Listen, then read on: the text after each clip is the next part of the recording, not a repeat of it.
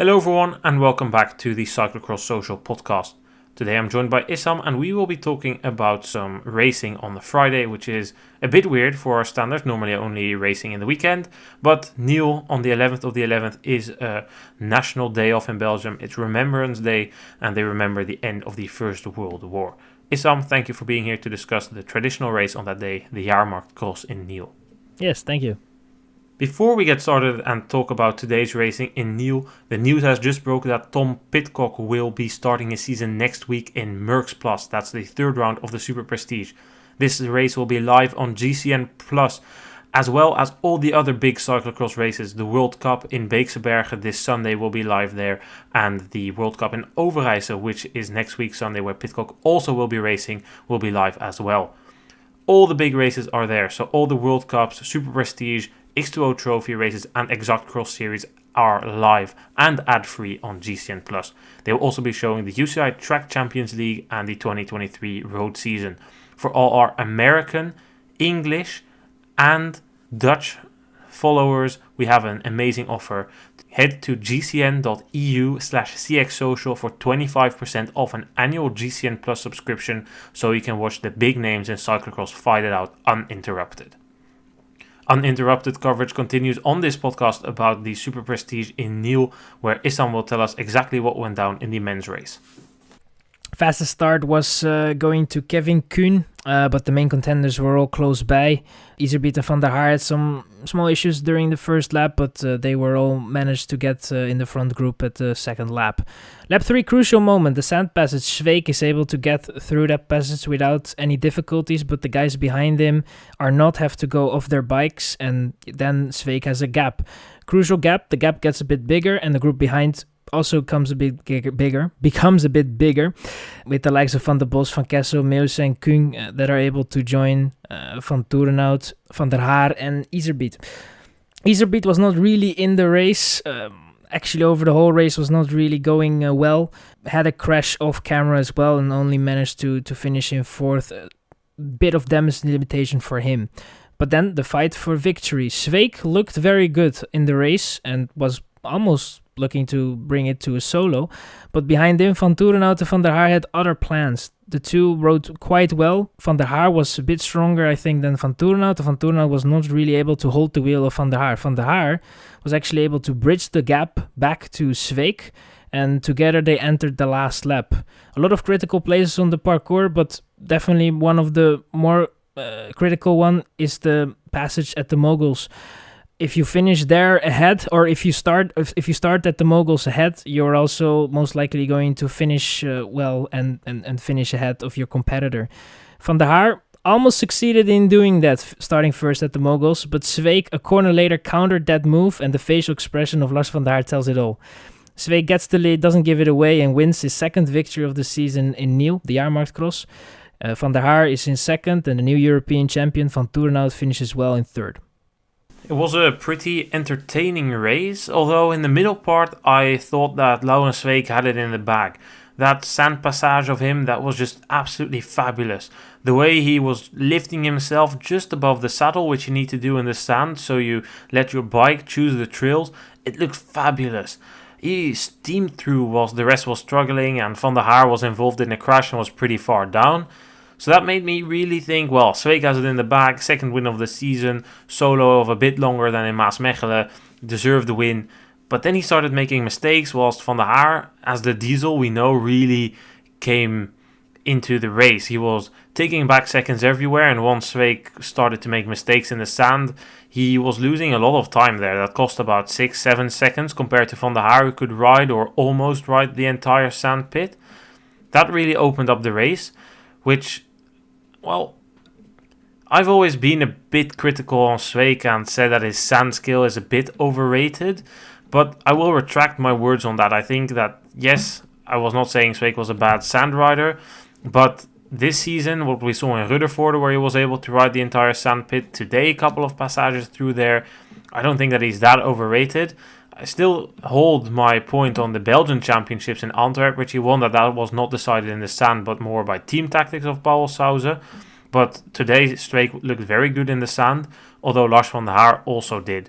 But it was quite funny in a way that Sweeck was so good in the early part in the race through the sand, Van der Haar in the middle part, and then ultimately when it mattered the most, Sweeck made the difference in the sand still on the final lap. Yeah, I agree. But I mean, Sweeck this season is probably with the elites is going at his probably best form that he has so far in his career. And I think that if you are in a very good form, then everything will connect well. I think last year it kind of lacked as well, and there were these races where we had the sand, and the sand specialist didn't really come out. You see that the technique is there, but then if the form isn't, you're gonna make the mistakes, and it's then difficult to capitalize on that. But today he was, especially like you said, in the first part of the race, he was sublime in the sand, and that third lap, how he went through, and the others were just trying to do the same thing. But when he's going through the sand, it looks so easy, but it's very difficult, especially the sand that he had there. It was very loose. I think he might have spent just a little bit too much there, and then kind of had some difficulties in the later laps. Van der Haar just in tremendous form and had to close that gap that was almost 20 seconds, which was impressive to see. And he kind of got the right traces in a way in the sand and was able to get his way back to the wheel of Sweeck. And I think the race was decided just before the moguls. When they entered that section, he was ahead. Then it's very difficult to pass somebody, and when they entered the sand, Sweeck was ahead. Sweeck had not a flawless passage, but better than Van der Haar, who had to go off his bike completely. And in the end, from there on, it's very difficult to pass, as we have seen even with Aerts and Iserbyt when they had the battle, and it's just super difficult from there on. And if you're very close, you can have a chance, but when the gap is already a second or 2 seconds, it's almost impossible unless the guy in front has a very bad day. And Sweeck had a very good day and got his second win of the season. Yeah, last year Toon Aerts lost this race in that sandpit as well. Terrible final passage through the sand. Needed to step him way through half of the sandpit, which gave Iserbyt the opportunity to come back. And Iserbyt last year was super good in the sand. And I think that adds nicely to what you said about Laurens Sweeck and being in such a good form and then being extra good through the sand.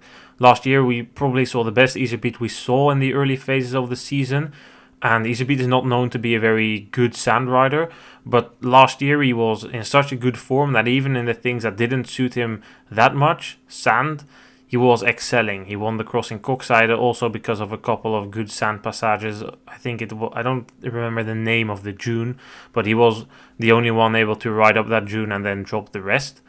So I think that is very true, that Sweeck is in such a good form that the things he was already good in, sand, became extra good this year, and the things that he wasn't that good in, climbing, made him, he became a bit better in that as well, as we saw in Namur. He was also reported to be a bit sick this week, 2 days off the bike. I don't think that means that you were seriously ill. He said that maybe a bit of rest did him nicely and that he felt a bit fresher now. So I don't think there is anything to be, looked behind that. I don't think it influenced him today. As we could see, he took the win. Lars van der Haar, he dislocated his shoulder twice, once during the reckon and once in the penultimate lap, both in the mud sector. It sounded in the interview that this is something that happens every once in a while to him, and he didn't look too much behind it, and thankfully it didn't hurt him too much, although I can't imagine that being a nice feeling. I've had it myself once during a crash, and it definitely hurts a bit. Probably the most pain will be felt tomorrow and the day after, when everything is sore in your shoulder. I do question a bit the decision of Van der Haar when he decides to move the front, because in the final lap both riders know they need to go into the sandpit first, because that's where you can apply the pressure, and on the rest of the course you're not going to drop the other unless you pull a trick. The steep hills did provide the opportunity for the trick to just barely make it to the top and then have the other one dismount and open a gap, but they didn't opt for that decision, which I can also understand since it's not the most sportsmanlike, although I don't have any problems with the move being used. But Van der Haar decides to make the move to lead and then ultimately try and lead until the sandpit before the pit, and then Sweeck passes him at the very last opportunity there is, and that's next to the pit into the mogul section. Do you think that Van der Haar made his move too early, or do you think that really if he waited a bit longer, Sweeck would have accelerated from the front and it would have been impossible for him to move? No, I think he had a fair chance. I think it was quite equal, the chances of the two and who was going to be ahead. I think that Van der Haar played it almost perfectly because he wasn't ahead on the whole section there next to the lake. So I think that was quite smart. And yeah, then he just one corner too early. He made that move. If you make such a move, you need to be sure that you have enough to, the pace cannot be dropped at that point. You need to go full till the section that was so critical. And I think that was definitely the thing that you could say that he did wrong in a way. And in the end, that was definitely the move that then ultimately decided next to the sand passage the outcome of the race. But yeah, I mean, it's on a parcours like this where, like you said, you have a lot of places with those hills and stuff where you can just hold a little bit back at the top and make sure that the rider behind has to go off his bike and do the last part running while you're already on your bike getting away. That can easily give you 2-3 seconds. And it's like you said, sportsmanship's like is not the greatest, but you could definitely make such a move, and it happens from time to time. But these guys opted for a great race in this way, and it was definitely fun to watch that last lap. And in the end, that's the parcours that we are at. There's not a lot of places to overtake, and especially after that section, it's just very hard to get by. It's always a balance. You want to move to the front as late as possible, so you avoid the chance of being re-overtaken, but you need to move before the guy in front accelerates and doesn't give you the opportunity. Van der Haar is probably thinking, well, the pit section is a bit narrow. If I go into the lead there, Sweeck will probably accelerate onto the mogul section and I'm done. So he's making the decision, I go. And I think in the end it's easy to say, well, it's wrong. I think he lacked the acceleration to keep a high pace past the pit zone to avoid Sweeck taking the lead. And that just happens in the race. It's maybe a bit of a mistake, but not a big one. And Sweeck did it very professionally from there on. He didn't push too hard on the mogul section, since you can't overtake there unless you take the high line, which was much slower. On the off-camber, no way overtaking there. On the steep hill, no way either. And then the most interesting thing was when we came towards the sand pit, when the 180-degree hairpin into the sand pit, you could see Sweeck taking a very defensive line. He was looking behind constantly. He was constantly checking, where's Lars van der Haar? Do I need to pace? Do I need to take a defensive line? And despite Lars van der Haar being a couple of lengths back, he doesn't take the risk. He decides to sweep right, keep the inside line blocked, so that if Van der Haar comes, he needs to go around the outside of the corner, take extra meters, whilst Sweeck can defend the inside and ultimately open his steer a bit and make Van der Haar run out of road. This is super professional by Sweeck.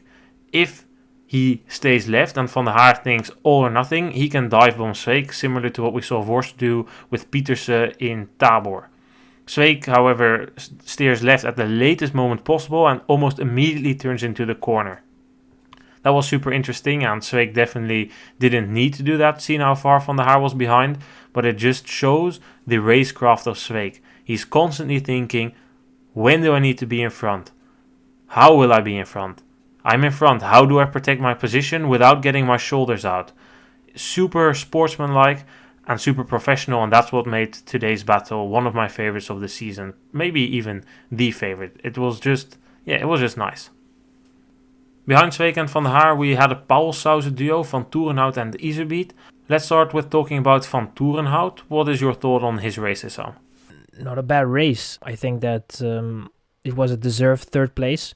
But yeah, it's a course that doesn't really, it doesn't really suit him. It's an awkward course, I think, for him. His abilities are not really coming to show. And I think if he, for example, didn't have to make that effort that Van der Haar made to get back to Sweeck, it might have been a different race for him, and he would have been able to stay a little longer and maybe even till the last lap.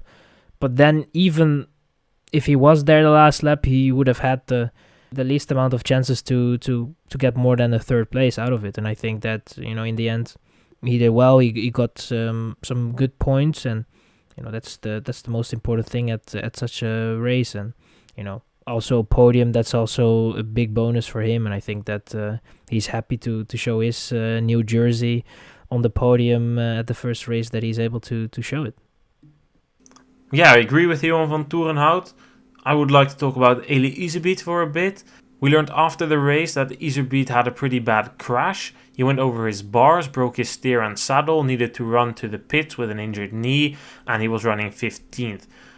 It was weird for me to see him run 15th because we didn't see the crash on broadcast or anything about it.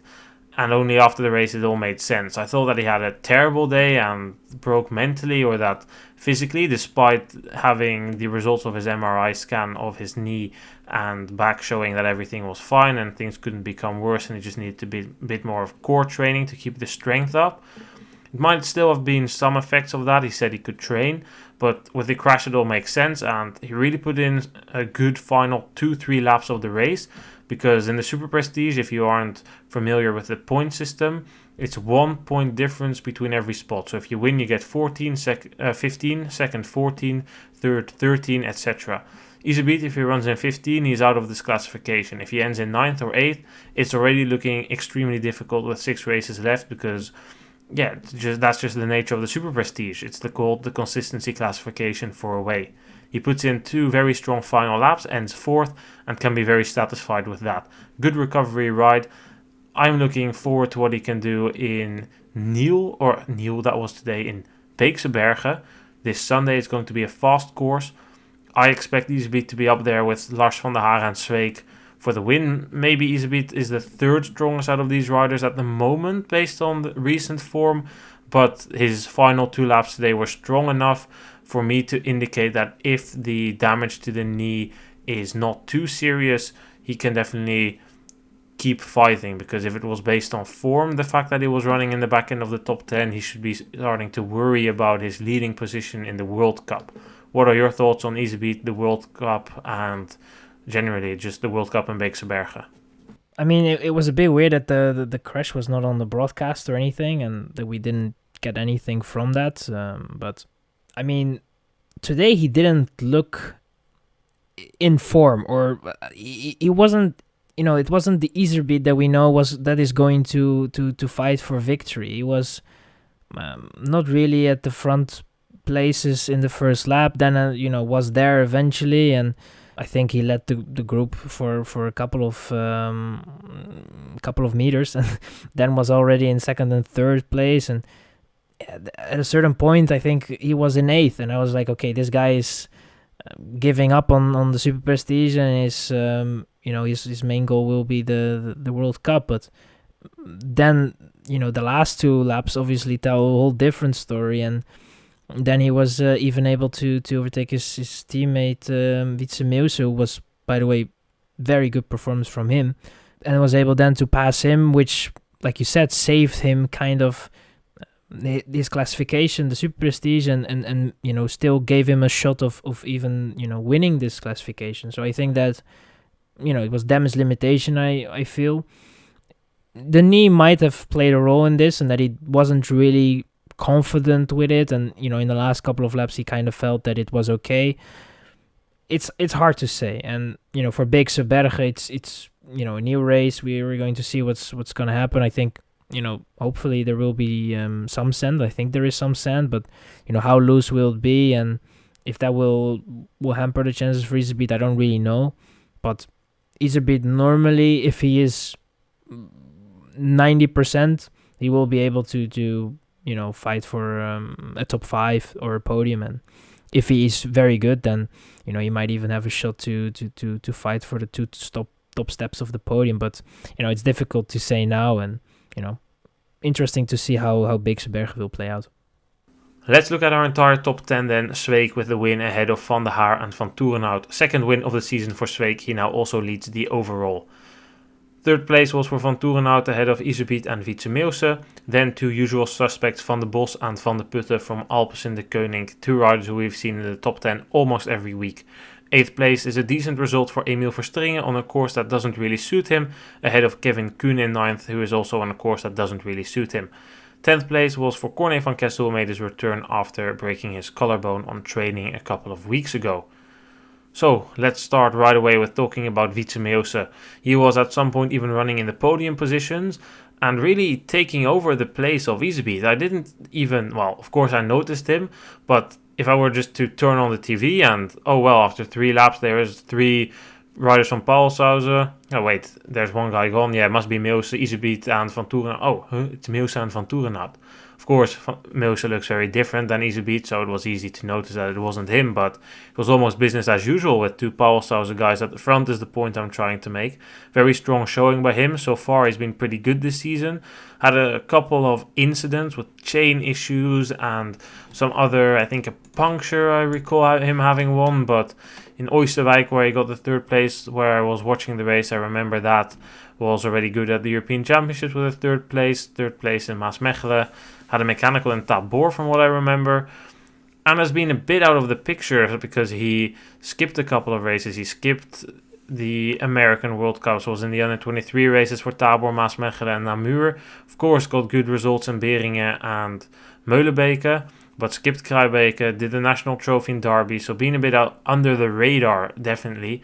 And today, in a televised race, big result for him. He can definitely move forward from this. And this is a rider who's been put under some pressure by Jurgen Mettepenningen to start performing as a 3rd and 4th year. This is 4th year under 23. He needs to be able to compete for the Belgian title if he wants to have a future next year. He's been put under some pressure, and so far he's delivering. Yeah, he is, and you know, in a race as well, which matters for at least his name and to showcase your skills. Because I think a race like this, it's like you said, it's a national day in Belgium, and for them it's a free day. A lot of people that will be watching that go to the race, and if you're then able to have a good result, then it will make sure that the people will remember your name a little bit better, and that is what he needs. He needs that push, and I think, for such a guy, it's a bit nonsense to judge his season and his abilities on one championship. I think that right now he's showing that he is capable of making the step to the elites in the future, and I think that he's just doing a good job, and he shouldn't be looking at the standards of Mettepenningen or who else. He should just focus on his results and make sure that he does well. And if he doesn't perform well in the Belgium Championships and then Mettepenningen throws him out of the team, I would bet that there will definitely be a team that will pick him up. So I think that he should just be focusing on what he's doing, and with time everything will come to him. If he keeps up these type of performances, that performance at the Belgian Championships won't determine his future at Paulshausen. If you can put down a number of top 5 results in elite races, in a classified race, get podiums on the European Championships, in the Under-23 World Cups, etc., then you will be just fine, and that is what he should keep doing, and then he shouldn't be worried about his future. I think for the rest in the top 10, not really that many interesting names. We've discussed Kuhn a couple of times, not a course for him today. Verstringen, decent result on a course that doesn't suit him. Maybe Corne van Kessel still. He made his return after a broken collarbone, as I mentioned earlier. He is also announced to be making the move to the didnt Hens Maes team. First of all, your thoughts on that transfer, Issam? Good move, I think, for him. He's, going to his, I would say, it's maybe too early to say his later stages of his career, but it is a move that I think was not predictable, but it was definitely a move that was that makes sense for him. And I don't know how long the contract will be, but is it 2 years? Yeah, it's a 2-year deal, and I think it is relatively good for Hens Maes, but I still see the larger troubles of them being unable to profile themselves as a real Belgium team. In Belgium, there are 2 big teams, Paulshausen and Baloise Trek, and these take away most of the attention. Hens Maes is pretty anonymous. They don't have any super exciting riders, and their strategy has mainly been around signing B-tier riders who can fight for top 10s or old stars like Tom Meuse. Last year they had a very good season with Bastans. They didn't extend him. I believe that based on the things that he did for the team, helping found the team, he had deserved a 1-year deal. He didn't get it, and in terms of performances, they were right. Bastans peaked last year, and this year just was not good enough. If we look at the riders in that team, they have Tom Meuse, who recently considered retiring after a crash. He had a bit of a rough period, had a good start to the season and good end to last year's season, but fell away. Then you have riders like Soete, Lokes, and Victor van der Putte, Dario Lilo. These are all riders. Well, let's not take Lilo and van der Putte into this. They're still under 23s, but it's mainly riders from the second row. They also with Anton Ferdinand, they have riders that are able to win B-tier crosses, win races outside of Belgium, and fight for top 10s. If they want to have some sort of presence in Belgium, they will need to sign better riders if they have the money and ambition for that. And Van Kessel can be a good first step in that direction. But Van Kessel is also already, as you say, ending or nearing the end of his career. He's not at his best anymore. He broke his collarbone this season. Today was okay, but he faded in the second half of the race, which to me shows there's a lack of endurance. I wonder if he will be able to keep up those performances, because he has extra freshness today, so he will probably struggle a bit more in the upcoming weeks. He will probably be the best rider on that team, but they really need to try something different if they want to profile themselves as an actual Belgian team rather than a team of the second row that is only employing riders that can occasionally get in the top 10, because Lokes, Soete, Old Tom Meuse, they're all relatively uninspiring riders. On the women's side, they don't seem to take it serious. They have Kapteins who will forever be a mystery to me. I just don't know what happened with her, but that's never going to come back to what it was in 2018 from the top of my head. Difficult. Van Kessel, it will be good, but it fits in the broader strategy of them signing riders who are at to or nearing the end of their career and will struggle to do anything significant. Times that Van Kessel was consistently fighting for podiums are behind us. He deserved a deal, and Hens Maes is probably a good place for him to end his career. If they want to make a real difference, then they should try and see if they can sign Beekse Bergen, whose contract is ending. But then again, money, does the rider want it? Do they have the ambition? Nah, like, I think you mentioned it all quite well. I think that with Hens Maes,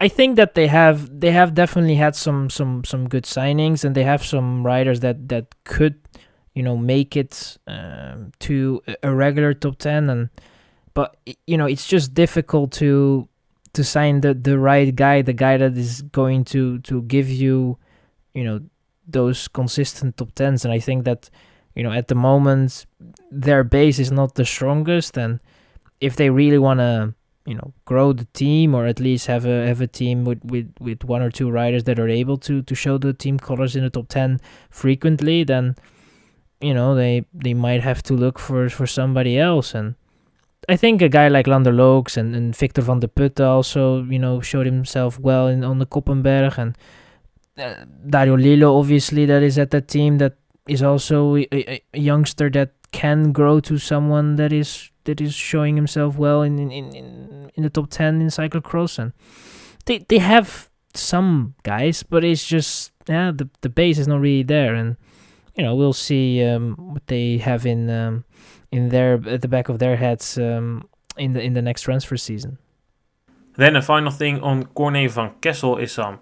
During the race, I think it was somewhere around the halfway point of the race, Iserbyt it was way before that. Iserbyt had just been caught, and he was in the middle of the pack, and then we went up the steep bank, and Iserbyt looked to become stuck in a bit of a beef incident with Van Kessel there, because when they were running up, Iserbyt grabbed the wheel of Van Kessel and pulled himself up, and thereby pulling Van Kessel down. What was your thought on that incident?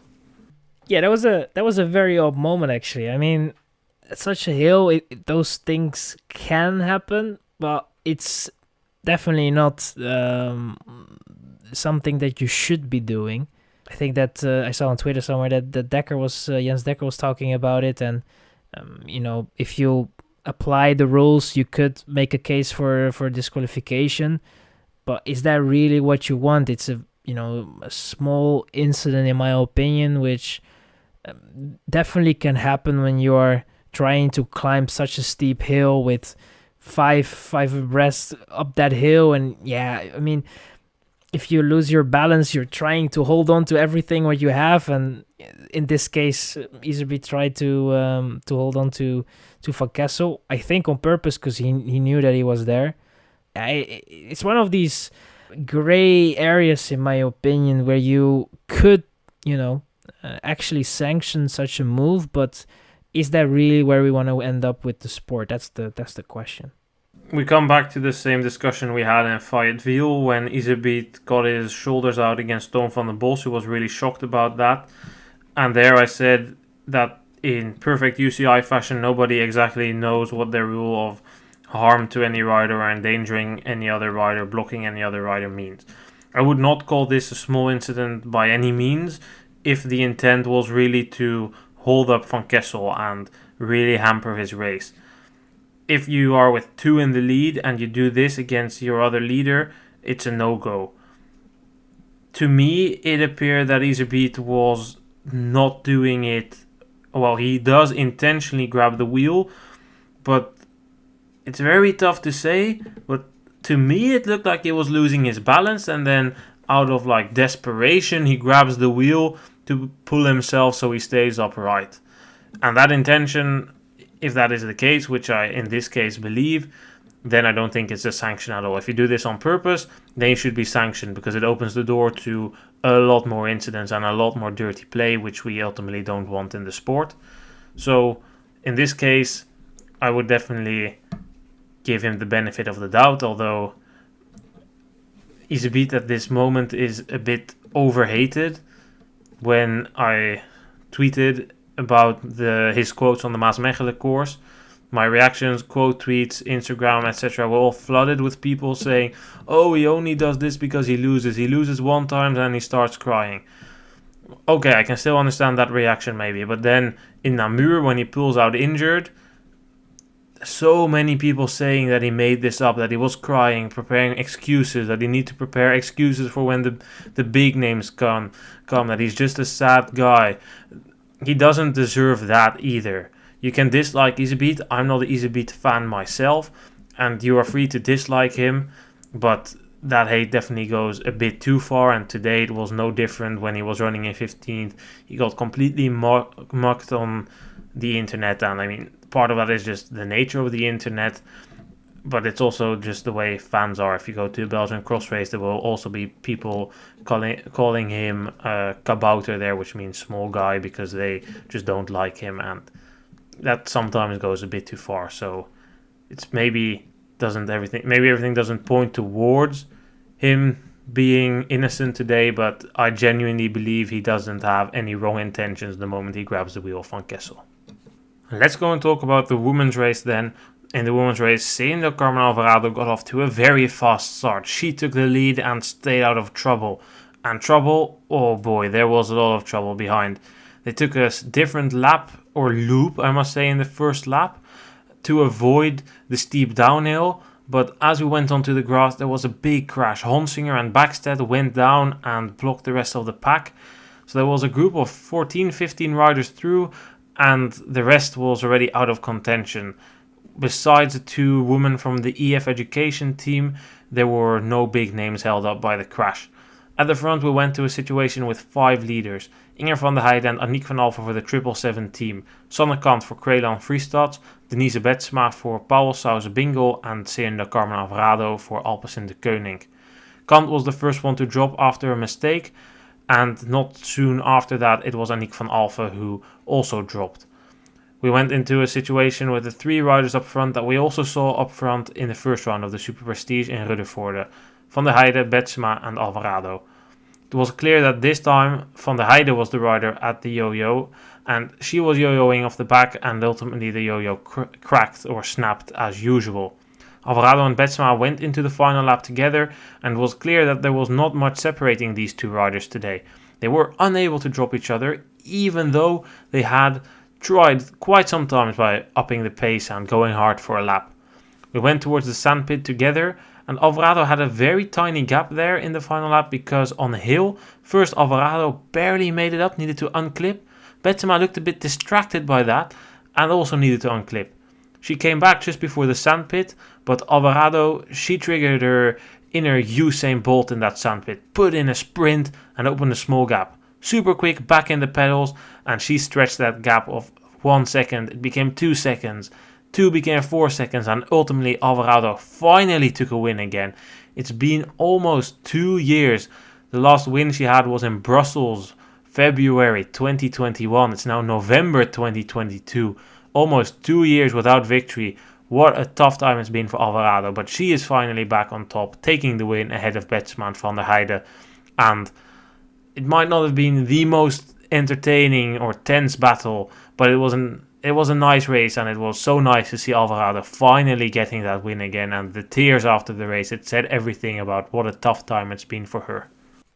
Yeah, definitely was nice to see, and yeah, I can only imagine that if you are at the one moment you're at the top, and then first you don't really know why, but you start to struggle, then the back issue, and that it was I think for her a roller coaster of emotions over the past 2 years, and one thing that was missing were victories, and there were some good moments, but she never was really able to get the win, and now she everything was set for her. She just had to make sure that she didn't make a mistake in the last lap. Did it well, executed that well the last lap, and then was able to bring the victory home. And when you finally get the victory and you realize all the moments of the past 2 years and the fight that you had to get through to finally get that victory, it's understanding that you're emotional and have a sort of an outburst. And I think it's only only good that she's able to showcase that as well, because that's also part of the sport. And I think that in the end it was a very deserved victory, and very nice to see that she was able to succeed in that. She put in an almost flawless race. There were a couple of small mistakes, but they didn't cost her. I think today she was just the strongest, and Betsema, well, she ended second, but she didn't put a foot wrong in the race. Yes, in the final lap she made that small mistake up the hill, but would it have made the difference? I don't think so. I think Alvarado was simply the strongest. If it's a sprint between Betsema and Alvarado, my money would also be on Alvarado. So, yeah, deserved win. Betsema put in a race that she can be proud of. She did all she could. And it's just not a course for Betsema. I wouldn't say it's necessarily too technical, but it's just too much from one to the other. Betsema also is a rider that maybe lacks a bit of courage, or she doesn't lack courage. She's just not the bravest rider of the peloton. You could see that in Namur in the downhill, which she was running, and then running very cautiously compared to others. And if we look at the race today, we saw that in the super steep downhill into the muddy section, Alvarado opened the gap of 2 seconds almost every lap again, which Betsema had to close. I don't think that's necessarily an issue, and Betsema did all she could and needed to put in extra effort to close that gap every lap. Just not a course for her. I think she just needs to hope that the weather changes. It needs to become a bit muddier or a bit more elevation, and then she can do better. And today she did all she could, and she can be happy with a second place. And I think it goes for almost all the riders in the top 10. Everyone came where they belonged in the end. Van der Heijden ends third. That's also where she belonged. Van Alphen in fourth, also where she belonged, even after getting stuck into one of the sponsor banners at the side of the road. It's just, pretty honest race, and with the exception of Beekse and Honsinger, everybody ends up where they deserve to end up. Yeah, I agree. I mean, if you would have predicted or start to predict the race, you would come up with some sort of this as a top 10. Like you said, Beekse and Honsinger, in my opinion, would have been able to finish in the top 10. But these things happen in the first lap, and it's very unfortunate for them. But I think in the end, it was almost like a sort of elimination race, and we ended up with the two strongest of the field. And They battled it out in the last lap, and Betsema just, I think that she did very well, but just in such a scenario, fast race, last lap, it's just for her, I think, a bit more difficult to finish it off and get a victory compared to Alvarado, who just has the ability to, is a fast sprinter, but also can run quite fast as well, and that helps to have these weapons when you enter the final battle in the last lap. And I think that that made a difference today. But like you said, I think the top 10 is everyone just kind of fell in his place, and that was kind of how the race went. Yeah, everyone fell in her place. If we look at the rest of the top 10, I already said Van Alphen 4th, Kant 5th, Bakker 6th, Ribeirol 7th, then Fukunen 8th, Clauzel in 9th, and Baroni in 10th. Where do I start? Van Alphen, Van der Heijden, 2 777 riders, they end where you would expect them. Kant is 5th. It might be an absolute placement a bit above where you would expect her, but the women's field today was not deep at all. Half of the riders on the start list didn't show up. Kant in 5th. It's again kind of where I do expect her. She beats Bakker, who was injured, Ribeirol, who had 2 crashes, and she's just behind Van Alphen. In Ruddervoorde, it's a relatively similar course, I would say. She was also behind Van Alphen. Van Alphen today lost time because of that very, very weird incident where she got stuck in the sponsor banner. That was weird. She lost more time of that. Otherwise, she would have been way ahead of Kant. And for the rest, well, yeah, Bakker, a bit of improvement after an injury. That will take time. Fukunen 8th. Fukunen doesn't have a good technique at all, so she probably lost 2 minutes out of those 2 minutes and 25 seconds in the corners. Clauzel in 9th.